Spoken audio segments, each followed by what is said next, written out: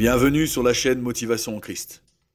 Voici la parole de Dieu, qui est la plus grande source de motivation pour ta vie, car Dieu dans sa parole ne cesse de nous encourager. Voici ce qu'est la parole de Dieu. Romains 15 à partir du verset 4. Tout ce qui a été écrit d'avance l'a été pour notre instruction, afin que par la patience et par la consolation que donnent les Écritures, nous possédions l'espérance.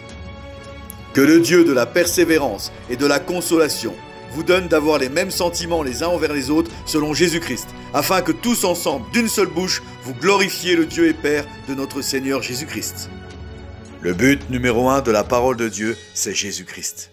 C'est Jésus-Christ. Et ensuite, tu dois savoir que tout ce qui a été écrit l'a été pour ton instruction. Et que dans les Écritures, tu trouves aussi la consolation. Quel grand bonheur pour ton âme de méditer la parole de Dieu. Et voici ce que Dieu nous dit aussi de sa parole. Dans 2 Timothée 3, versets 16 et 17. Toute écriture est inspirée de Dieu et utile pour enseigner, pour corriger, pour convaincre, pour instruire dans la justice, afin que l'homme de Dieu soit formé et équipé pour toutes bonnes œuvres.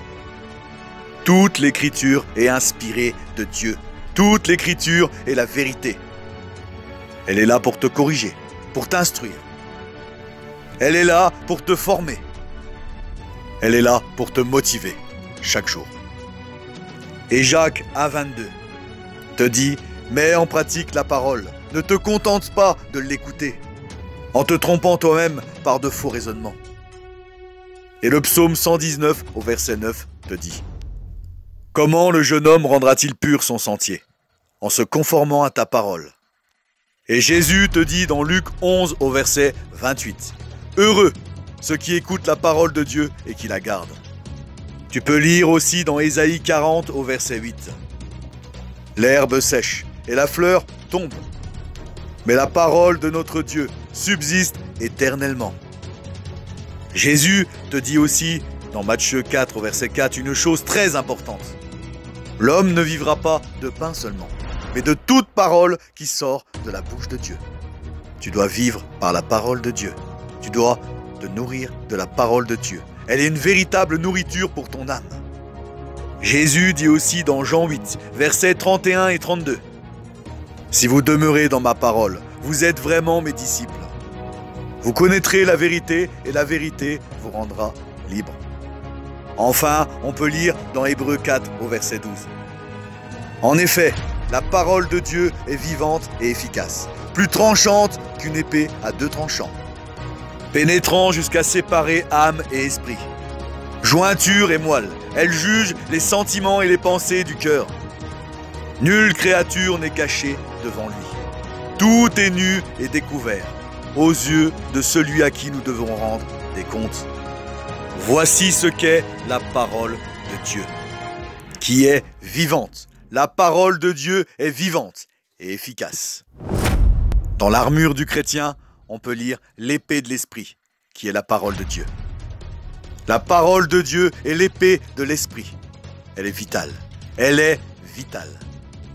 Elle est vitale pour ton âme. Elle est vitale pour ta vie spirituelle. Tu dois la méditer. Tu dois la connaître et tu dois la mettre en pratique. À chaque fois que tu la lis, tu dois la lire dans un esprit de prière. Afin que ton Dieu, que le Saint-Esprit qu'il a mis en toi, te révèle les choses cachées. Et t'amène à toute la compréhension de la vérité. Et tu dois tirer des instructions de tout ce que tu lis. Tu ne dois pas la lire charnellement. Tu dois la lire spirituellement. C'est l'Esprit de Dieu qui te fait comprendre la vérité de la parole. Lis et médite la parole dans un esprit de prière. On peut voir aussi la puissance de la parole de Dieu dans ta vie quand on lit Josué 1 à partir du verset 8. C'est l'Éternel qui parle à Josué. Et l'Éternel lui parle de quoi? Il lui parle de sa parole. Il lui parle de la Bible. Il lui parle de la parole de Dieu. Et voici ce qu'il lui dit. Que ce livre de la loi ne s'éloigne pas de ta bouche. Médite-le jour et nuit, pour agir fidèlement selon tout ce qui est écrit. Car c'est alors que tu auras du succès dans toutes tes entreprises. C'est alors que tu réussiras. dans tout ce que tu entreprendras. Voici l'importance de la parole de Dieu. Dieu ne dit pas à Josué de simplement la lire, mais il lui dit de la méditer. Quand ça? Il lui dit de la méditer jour et nuit, jour et nuit. Voici l'importance de la parole. Ne la néglige pas, ne la néglige pas. Elle est vitale pour toi, elle est vitale pour ton âme. C'est la plus grande source de motivation pour ta vie. J'espère que tous ces versets sur la parole de Dieu t'encouragent sur ton cheminement spirituel, dans ta marche avec le Christ. Tu ne pourras pas marcher correctement si tu négliges la parole de Dieu. Ne l'oublie jamais.